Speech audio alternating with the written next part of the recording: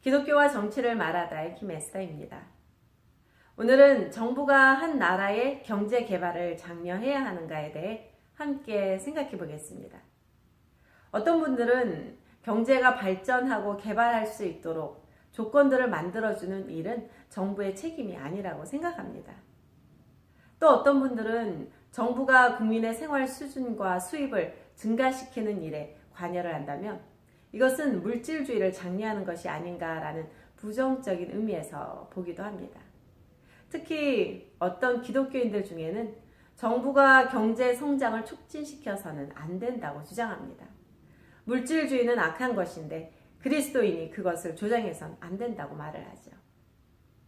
그러나 경제 성장 그 자체가 도덕적으로 악하거나 또는 잘못된 물질주의의 결과라고 볼 수는 없습니다.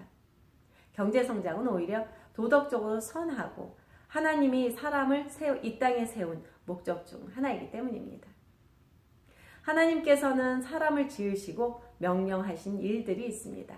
그중 하나가 지구를 생산적으로 개발하는 일이죠. 이 말씀에서 정복하라라는 이 단어의 원어적 의미는 정복하다라는 뜻 외에 다스리다, 섬기게 하다라는 뜻을 가지고 있습니다. 이와 같은 단어가 가나안 땅을 정복하라고 말씀할 때 사용되었습니다.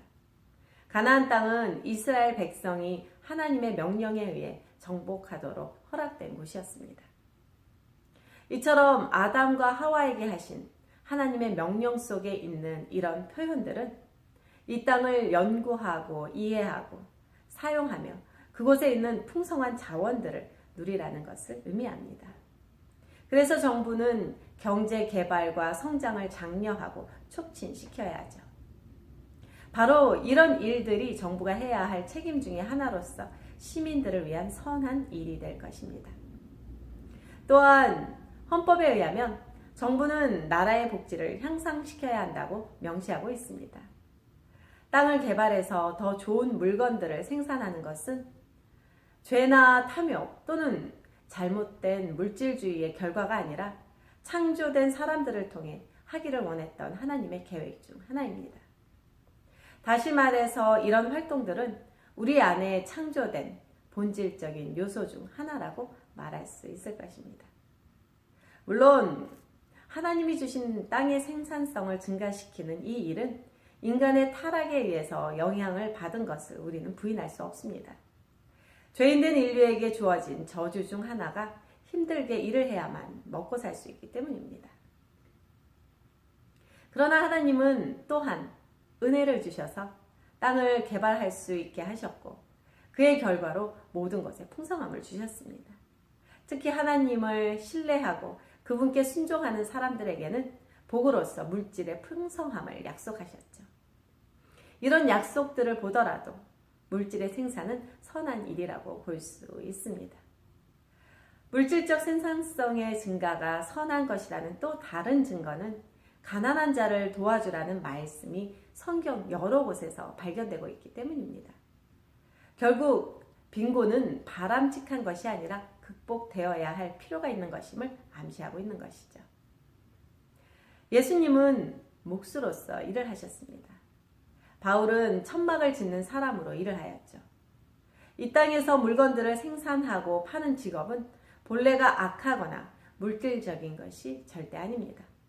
그것은 하나님 앞에서 바른 일이고 즐거운 일이 될 것입니다. 계시록에서 말씀한 앞으로 다가올 세계는 우리가 상상할 수 없을 정도로 풍성한 물질을 아름답게 사용한 모습을 그림으로 그려놓고 있기도 합니다. 따라서 창세기부터 계시록까지 하나님이 우리들에게 보여주시는 물질과는 이 땅에서 사람들을 위해 유용한 것들을 생산하는 일들이 될 것입니다.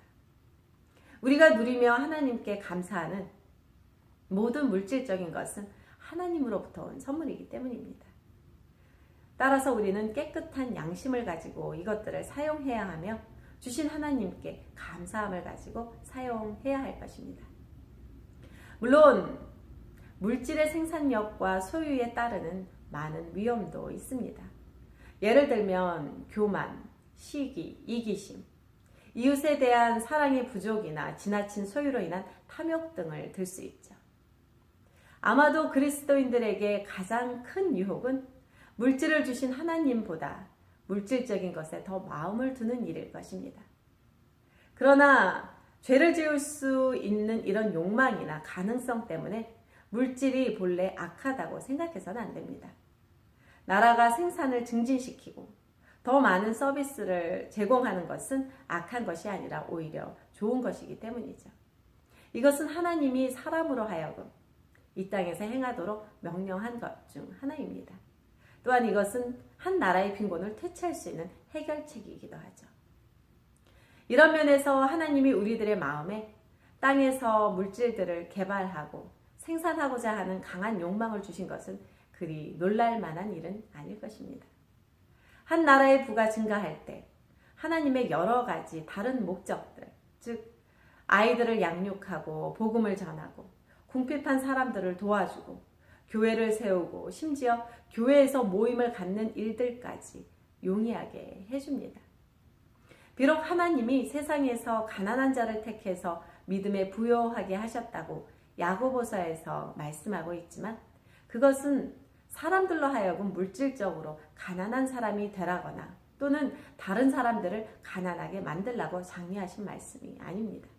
오히려 그 반대죠. 가난한 사람들을 우리는 도와줘야 하기 때문입니다. 그리고 그들을 빈곤에서 빠져나올 수 있도록 도움을 주어야 하기 때문입니다. 따라서 정부가 나라의 경제적 생산성을 증가시키려고 하는 것에는 도덕적으로 옳은 이유들이 많이 있습니다. 그것은 하나님이 우리를 이 땅에 세운 목적 중에 하나를 성취하려는 것이고 성경의 많은 명령들을 순종하도록 도와주기 위함입니다. 그리고 우리는 기독교인으로서 하나님께 감사할 수 있는 기회를 더 많이 가지게 될 것입니다. 오늘은 여기서 마치겠습니다. 핸더슨 신학대학교 김에스더였습니다.